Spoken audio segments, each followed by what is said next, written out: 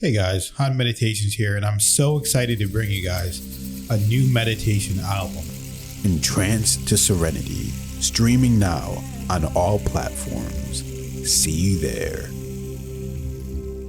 The body is not real. Mind is not real. Our waking state is a dream state, of which we are unaware because of the illusion. The only real concept is pure being or pure awareness. With this, what goes from life to life? It is not the body or the mind. So what is the entity against which all karma is recorded? Is it against the reflected consciousness in illusion? Who keeps track of karma? Is it the pure consciousness keeping a record of all karma? Notice what was said. World is not real, body is not real, waking is equal to dream. Fine. Then comes the question, karma, who is going from lifetime to lifetime? Why do you regard that as real? You just said, notice what you yourself said. World is not real. This lifetime is an appearance. Waking state is a dream. Then again, why are you asking what goes from lifetime to lifetime? Where is karma? Who is recording karma? You see, this is the confusion. We say on one hand, I understand. Advaita Vedanta says that the world is an appearance. Brahman alone is real. The next I say, yes, it is an appearance, but who is the one living here? Who is the one who going from this life to that next life? It's like saying that I understand when I am seeing a movie, cinema, that it is it's all a movie. It's not real. Neither is there the hero, nor is there a villain, nor is a crime being committed, nor is there a court case. I understand all of that is a dream. It's a fiction. It's a movie. Next, I'm asking, but who will punish the villain? Where will the villain? If it's all a dream, then in which jail will the villain go to? What will be the reward of the hero? Who will keep track of reward and punishment? You have just said the whole thing is a story. So, in Advaita Vedanta, to clear up this confusion, what we do is, we have two levels of truth, two levels of reality.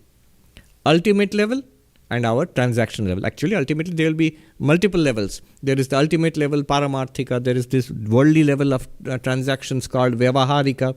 There is the level of error and dream and illusion called Pratibhasika. There is even an error of complete non-existence called Tuchcha or Asat. But let's just take two levels. Ultimate level, relative level. Take the movie example. What is the ultimate reality of the movie? It is just light and screen. That's the ultimate reality. Pictures on a screen. That's the ultimate reality in the movie. And what is the relative level of the movie? Oh, there is a hero and there is a villain and there is car chase and there is a court case and reward and punishment. Whole story is there, happiness, misery, and there will be a whole plot is there. That's at the level of fiction. That's at the level of the movie. Two levels are there. It is not a very strange, abstract philosophical concept, One may say that, oh, what is this two levels of truth? Sounds very abstract. We always use it. Whenever you're talking about fiction, storybook, whenever you're talking about a movie, cinema, or theater, there are always two levels. One is at the level of your own existence, and the other one is at the level of the story. Similarly, in Advaita Vedanta, Brahman is the ultimate reality. Existence, consciousness, bliss. An infinite being awareness. Satyam Jnanam Anantam Brahma. That's the only reality. There is nothing else apart from it. The first thing that a student of Vedanta learns, it's in the Vedanta Sara. You have to memorize.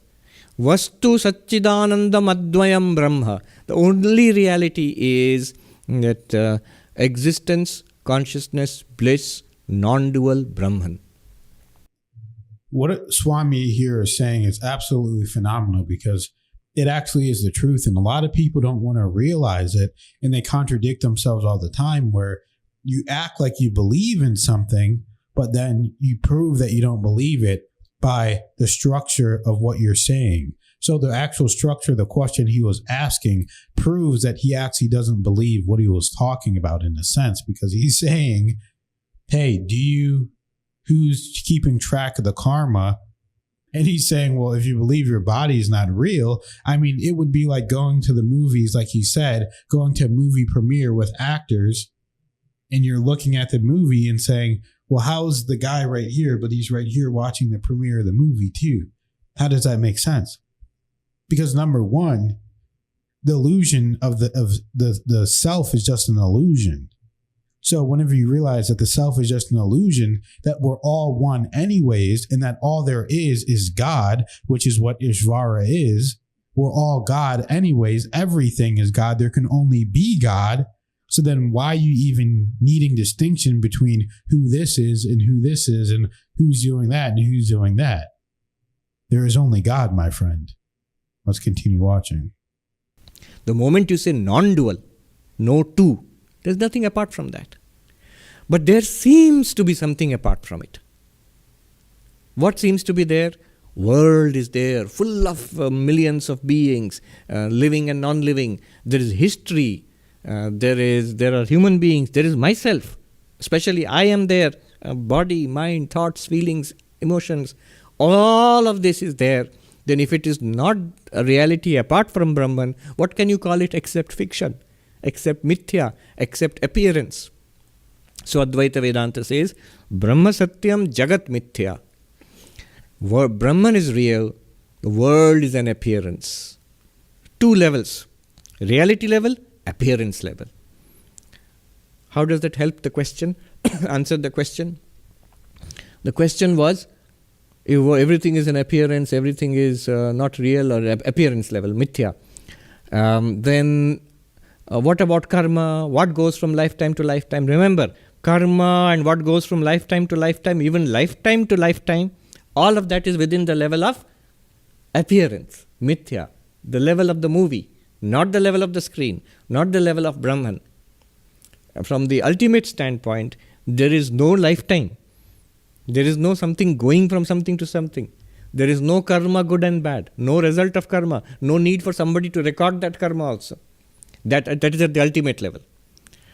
So nothing is there? No. When we are experiencing it at a relative level, Vyavaharika level, all of that is there. So Vyavaharika level, what is going? The Sukshma Sharira, the physical body dies, the subtle body goes from lifetime to lifetime.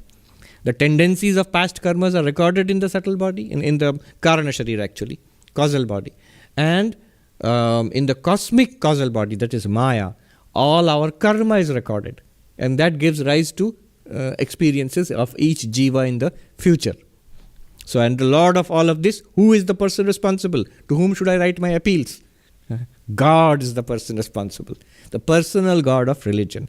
Advaita Vedanta accepts all of that, but calls it Vyavaharika, transactional reality, relative reality, lower reality, appearance equal to falsity. That's it. So the two distinctions. I have often told you the story of, sometimes I mention, one of our monks used to ask this question. In Indian religions, you find multiple lifetimes, birth and death, again and again and again. And in Judaism, Christianity, Islam, one lifetime. So which one is true? Punarjanma ya ek janma, one lifetime or multiple lives. So finally he went to ask a very radical non-dualist teacher, a monk who lived in the Himalayas, in a nearby ashram. This whole ashram was also in the Himalayas. So this monk was asked, so what is true? One lifetime or many lifetimes? And the monk replied, Swami, when there is not even one birth, where is the question of rebirth? Jab janma hi nahi Mahatma ji, to punarjanm kahe ka? Aap Mandukya padhiye. Please go and study Mandukya. So this monk was very annoyed, who had asked the question. He came and told me, these Advaita non-dualists are impossible to argue with. I've gone with a serious question, many lifetimes or one lifetime, and he dismisses the whole thing. He says, go and study Mandukya. So that is the Advaitic perspective. From the ultimate perspective, no multiple lifetimes, not even one lifetime. Was Brahman ever born? Did the screen ever become the hero or the villain? No. But at the relative level of movie, hero and villain both appear. And there is a story. And there is a plot. And there is something true about the story, something false about the story also. All those things are true at the relative level. Ultimately, Brahman alone is reality. And that Brahman you are. Not only Brahma Satyam, Brahman is real. Not only Jagat Mithya, world is an appearance. higher truth, lower truth, ultimate truth, relative truth, but also most important, Jiva Brahmaiva Napara. You are none other than Brahman. You, the individual being who thinks of yourself as a Jiva, you are none other than that ultimate reality. That's the most important thing. Yes.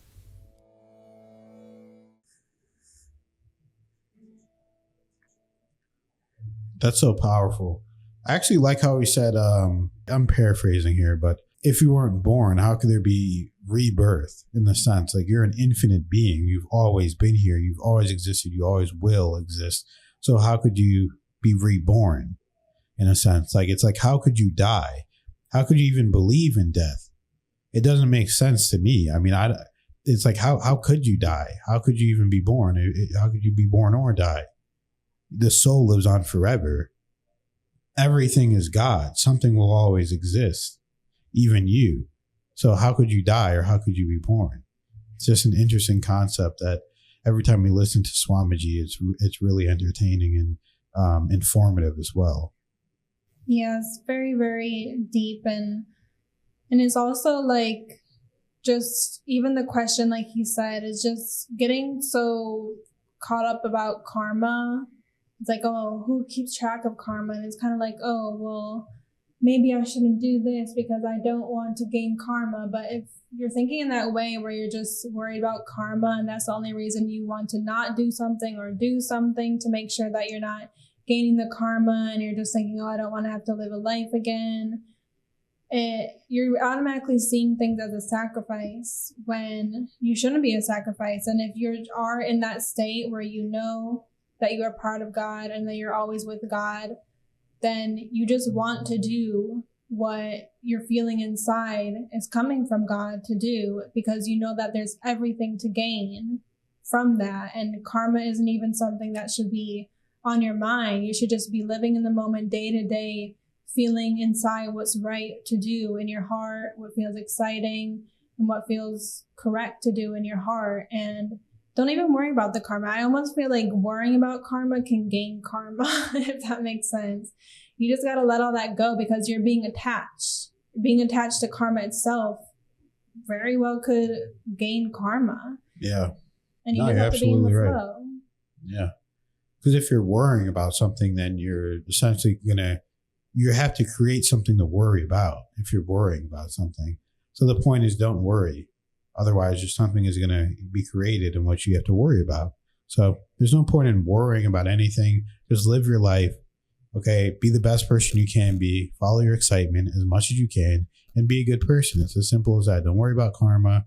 Don't worry about all this extra stuff. Just worry about devoting your life to God and teaching other people, and be happy and love and spread that awareness and be the example yourself. So thank you guys for watching. As you know, we have a meditation album out. Stream it on Spotify, on all platforms. If you want to buy it, it's on iTunes and Amazon, but you can stream it for free as well on any platform. Thank you guys for watching. We love you.